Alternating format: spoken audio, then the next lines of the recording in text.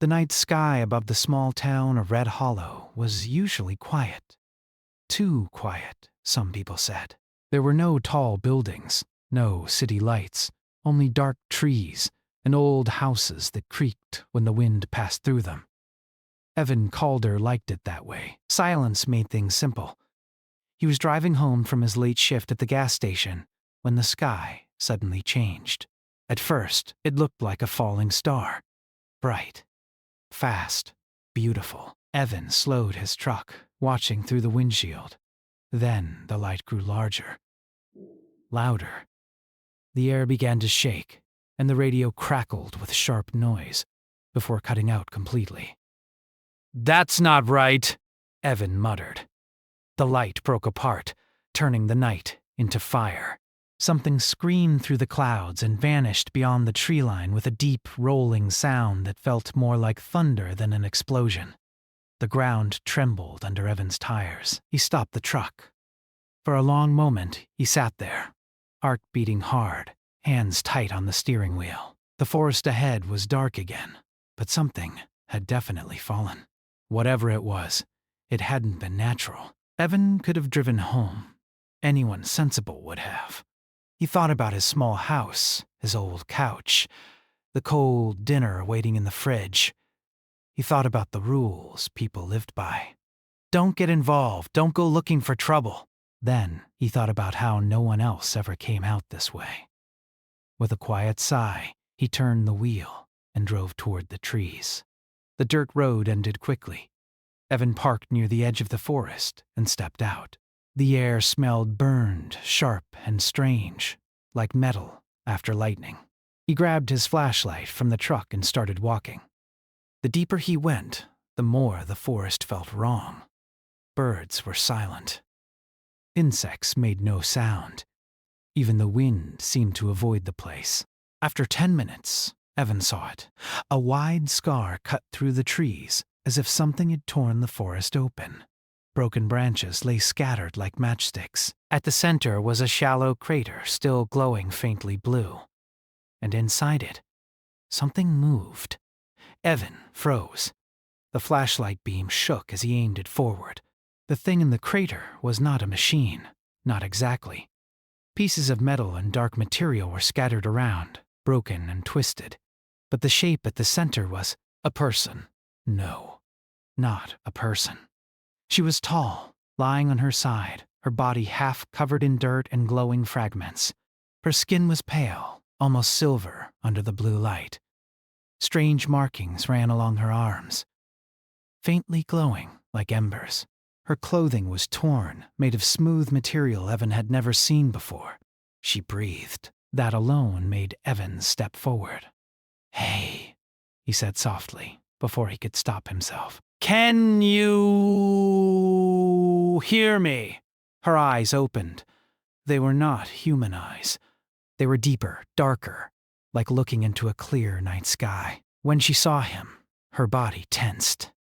Weak as she looked, there was something dangerous in the way she tried to move. Evan raised his hands slowly. "I'm not going to hurt you." She made a sound. Low, broken, not a word. Pain crossed her face, and she collapsed back into the dirt. Evan swallowed hard. His mind raced, trying to find logic where there was none. Aliens weren't real. This wasn't possible. But she was right there, bleeding light instead of blood. He knelt near the edge of the crater, careful not to step closer than needed. "You crashed," he said, feeling foolish. "You're on Earth." "I think you're hurt." Her eyes searched his face. Whatever she was looking for, she seemed to find it, because her breathing slowed. Slowly, with shaking effort, she lifted one hand. A small device slid from her wrist and fell into the dirt, dark and broken. Her glowing markings flickered. Then she spoke. The words were strange, uneven, like she was forcing them out of a mouth not made for human sounds. "I cannot remain visible." Evan blinked. "You speak English?" "Learning," she replied quietly. "Rapid adaptation." "Of course you are," Evan thought. "Why wouldn't you be?" You need help, he said. I can call. No. Her voice sharpened, fear cutting through the weakness. No authorities. No signals. He hesitated. Every rule in his life told him this was wrong, dangerous, impossible. And yet, she was lying there, clearly dying, clearly alone. Why? He asked. Her eyes closed for a moment. When they opened again, something heavy lived inside them. Because they will come. Who? She looked at the sky. My kind. That answer should have sent Evan running. Instead, he asked, Are they going to hurt you? Yes. The word was simple. Final. Evan stood there, listening to his heart pound. He thought of the town, of the people who wouldn't believe him, of soldiers and labs and cages. He imagined her alone, hunted, on a planet that wasn't hers. Can you move? He asked. She tried, failed. Her face tightened in pain. Not far. Evan took a deep breath and made the second worst decision of his life. I can hide you, he said. Her head turned sharply toward him. You should not. Yeah, well, he replied, forcing a small smile. I'm bad at doing what I should. For a long moment, she studied him. Not like a scientist would, like someone judging risk. Why? She asked at last. Evan thought about it, about how small his life felt, about how easy it would be to pretend this never happened. Because you asked for help, he said. And because I don't think anyone deserves to be hunted. Something in her expression broke. Not weakness, relief. She reached out and touched his wrist. The contact sent a strange warmth through his arm, like standing near a fire. Symbols flashed briefly across her skin, then faded. You have been marked, she said softly. Evan frowned. Marked how? As my protector. He laughed, short and nervous. I think you've got the roles mixed up. You fell from space. And you chose to stay, she replied. That matters. The blue light around the crater dimmed. The broken metal pieces sank into the ground, dissolving into nothing. Whatever technology had kept her visible shut down. Suddenly, the forest felt normal again. Sounds returned. Wind moved the leaves. Evan stared. You can do that? Not for long, she said. They will still search. Then we should move, Evan said. My truck's not far. With effort, he helped her stand. She was lighter than she looked, unsteady but determined. She leaned on him, and Evan felt the quiet strength beneath the weakness, like holding a storm in human shape. As they walked away from the crash site, the sky above them remained calm. Far above the planet, hidden beyond human sight, small lights adjusted their paths. Something had fallen to Earth, and Earth had answered back. Evan did not realize how hard it was to hide someone until he tried to hide someone who had fallen from the sky. The walk back to the truck felt much longer than before.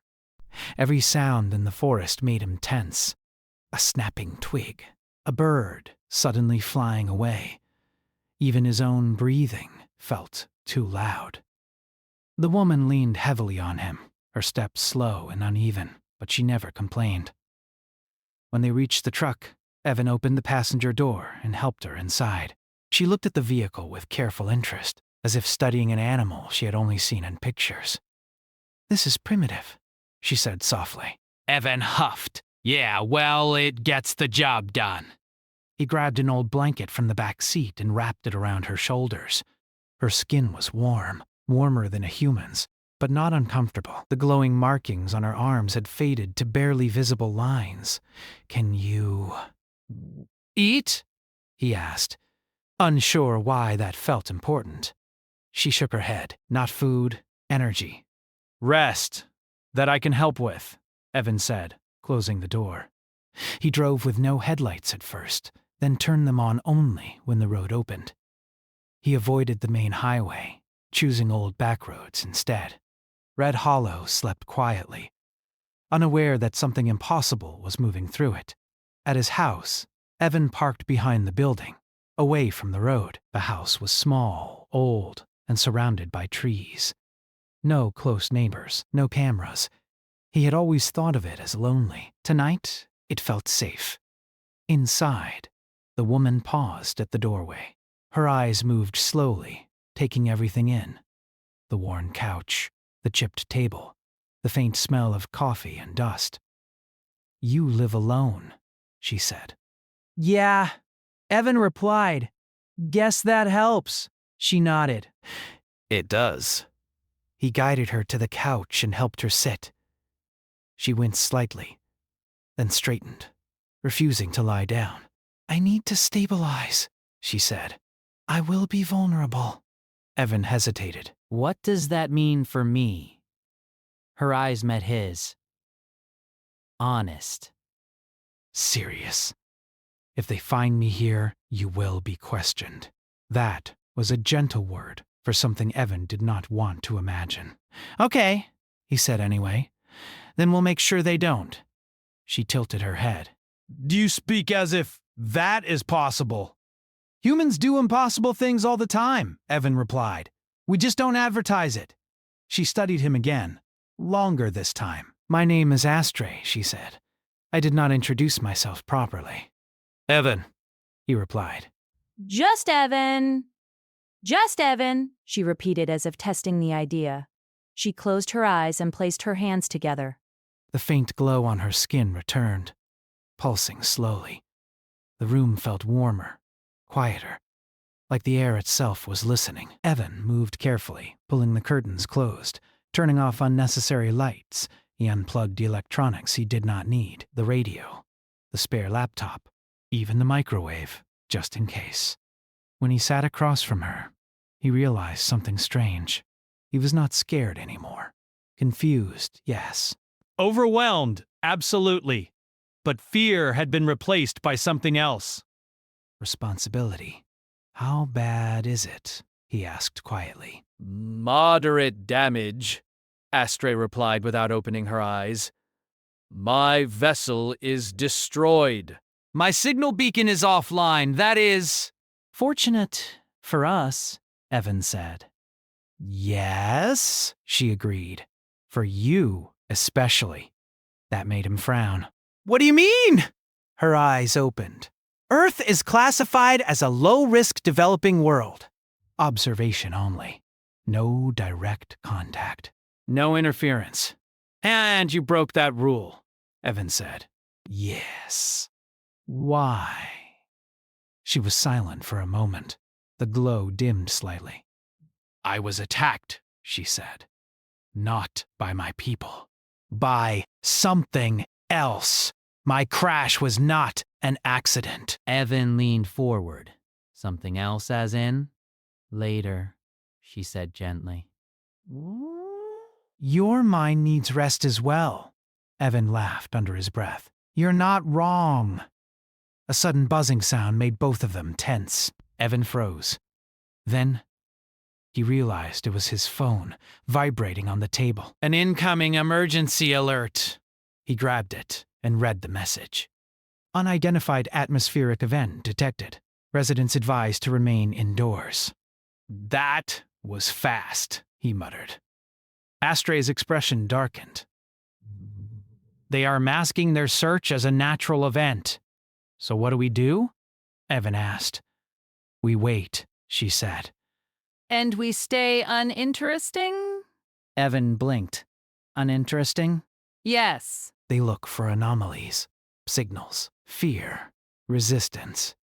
Humans hide well because you are chaotic. Evan smiled slightly. "That's one way to put it." Hours passed slowly. Astray rested, her breathing steady.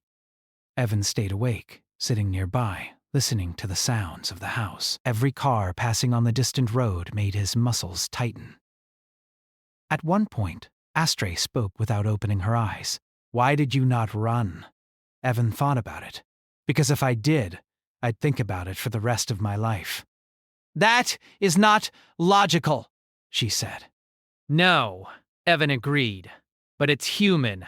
She was quiet after that. Near dawn, the glow faded completely. Astray slumped slightly, unconscious but breathing. Evan gently adjusted the blanket around her shoulders. He looked at her and felt the weight of what he had done settle fully into place. He was hiding an alien from other aliens in a house that barely held together during storms. Outside, the sky began to lighten. The emergency alert repeated once more, then stopped. Far above the planet, silent instruments scanned the surface. Cities glowed with noise and movement. Humans rushed to work, checked their phones, argued about small things. Red Hollow did none of that. It stayed quiet, and in that quiet, Astray slept. Evan leaned back in his chair, eyes heavy but alert. Whatever the universe thought of Earth, whatever rules it had written, something had changed the moment she chose him. And something had changed the moment he said yes. Evan woke up to the sound of knocking. Not loud knocking, careful knocking. The kind people used when they did not want to scare anyone. For a few seconds he did not move. His mind tried to place where he was, then everything rushed back at once. The forest, the crash, Astray, on his couch. He looked toward her. She was awake now, sitting upright, the blanket still around her shoulders. Her eyes were sharp and focused. They are near, she said softly. Evan's heart dropped. How near? Close enough to ask questions. The knocking came again. Evan. A man's voice called from outside. Just doing a quick check. Evan stood slowly. His hands were steady, even though he felt like his chest was too tight. He had worked retail long enough to know how to sound calm when he was not. He leaned close to Astray. Stay here. Don't move.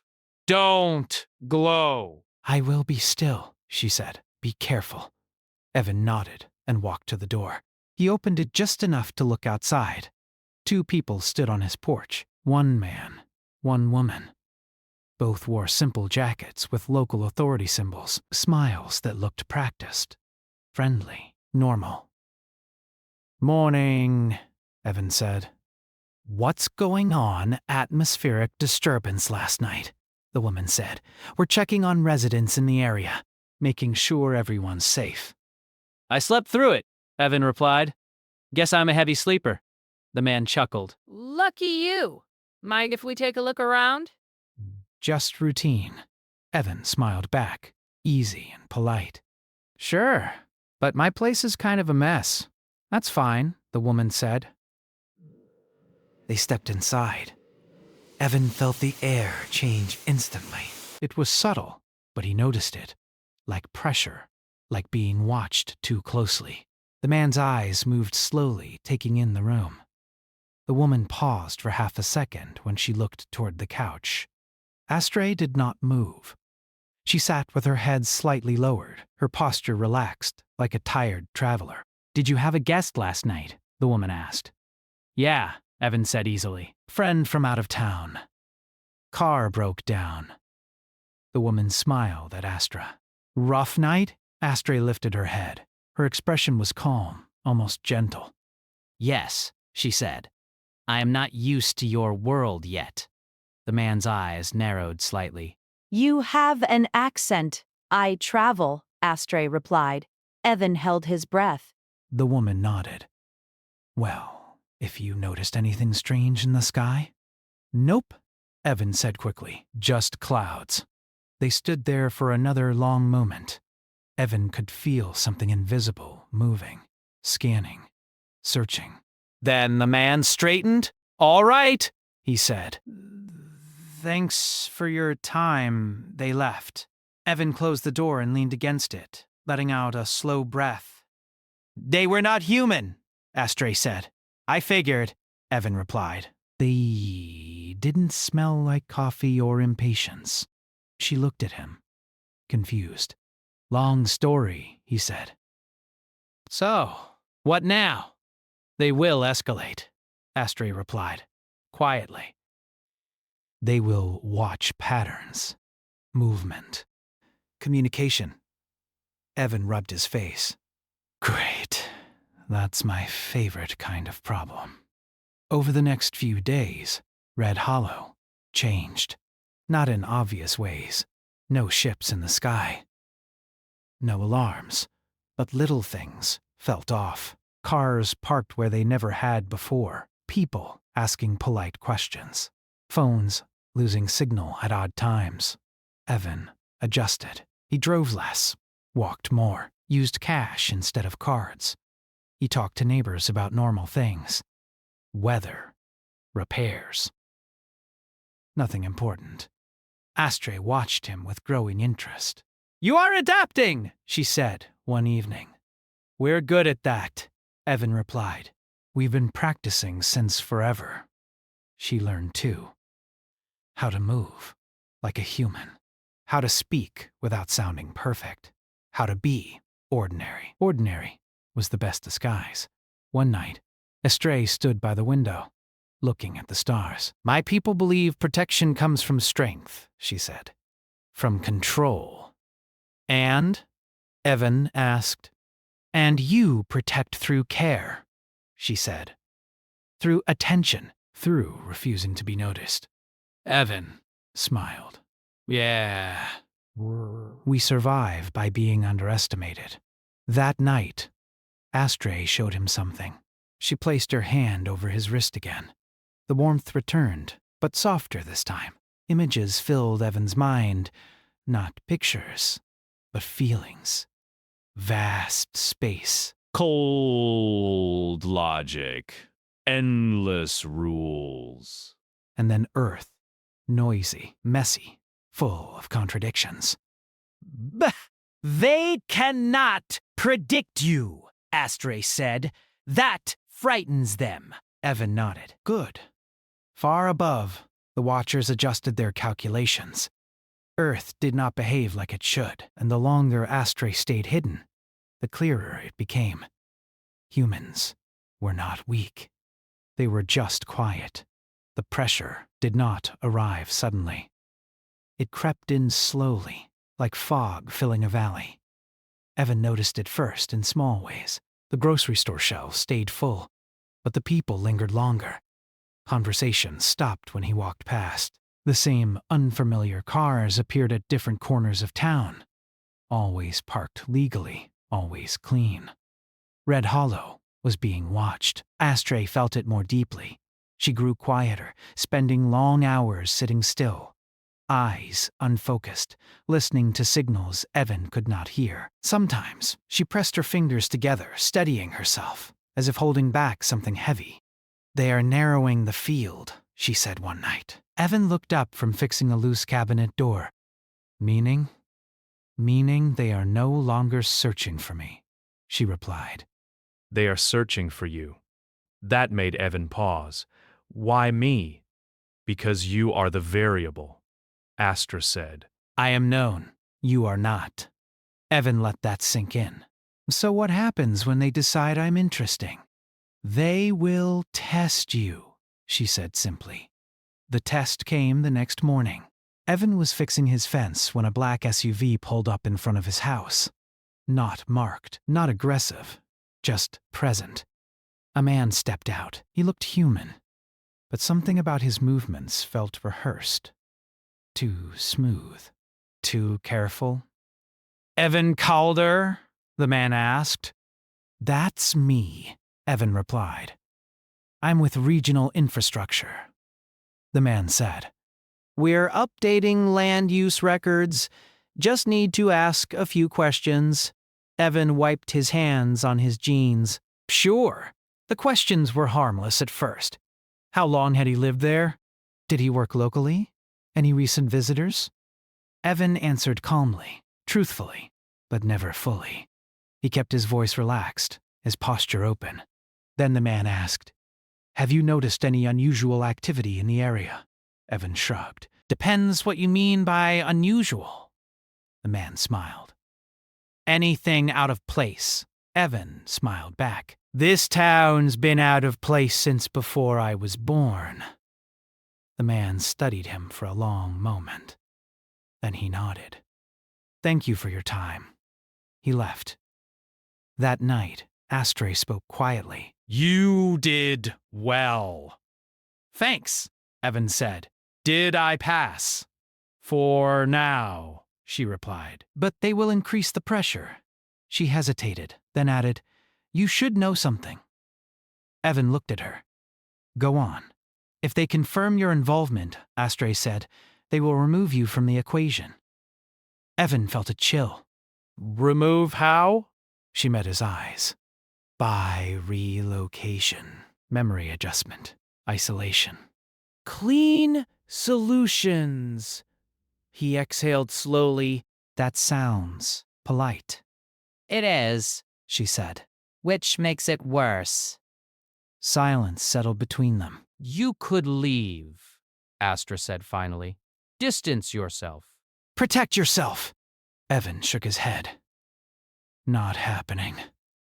You do not owe me this, she said. Evan looked at her, really looked at her, at the being who had crossed stars and laws and fear, now sitting in his old living room. Maybe not, he said, but I chose this. That counts for something. She studied him with something close to sadness. You are dangerous, she said softly. He smiled. I've been told. The next test came from the town itself. A meeting was called at the community center. Mandatory attendance. Emergency preparedness, they said. Evan went. So did Astra. Dressed simply, hair tied back, blending in like she belonged. The room was full. Too full. Faces Evan knew mixed with faces he didn't. A woman at the front spoke about safety, weather events, cooperation, reporting strange behavior. Astray leaned close and whispered, They are encouraging humans to watch each other. Evan whispered back, Yeah, that never ends well. Then questions opened. Someone asked about the lights in the sky. Another asked about phone outages. Then a man Evan had never seen stood up and said, We all want to stay safe. That means transparency. If anyone knows something, they should speak up. His eyes briefly met Evan's. The room felt smaller. Evan stood. Look, he said, voice steady. We're a quiet town. Weird stuff happens everywhere these days. Panicking won't help. Murmurs spread. Agreement. Relief. The man sat down. After the meeting, people left talking about normal things again. Astray watched Evan with something like awe. You redirected them, she said. Without force. That's how humans survive, Evan replied. We talk our way through danger. That night, Astray made her decision. They will not stop, she said. And your risk grows each day. Evan frowned. You're thinking about leaving. Yes, she said. I can draw them away. Evan's chest tightened. And then what happens to you? She did not answer. You're not doing that, he said firmly. You cannot decide this, she replied. I already did, Evan said, when I opened my door. She looked at him, conflicted. My people would call this irrational. Good, Evan said. Your people are wrong about a lot of things. Then she spoke words Evan never expected to hear. My people believe humans are fragile, she said. But I see now. You are resilient in ways they do not measure. She placed her hand on his wrist again. This time, the warmth was stronger, deeper. I will not abandon you, she said. Whatever comes next, we face it together. Outside, the night sky remained calm, but far away, calculations were changing. Earth was no longer a simple problem. It was becoming a warning. The night everything ended felt quiet in a way Evan had never experienced before. Not peaceful. Not calm. Quiet, like the world was holding its breath. Evan sat at the small kitchen table, hands wrapped around a mug that had gone cold. Astray stood near the window, watching the sky. She had been doing that more often. Listening. Measuring. "They are ready," she said softly.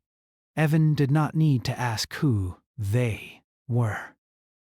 "So are we," he replied, even though his chest felt tight. Astray turned toward him.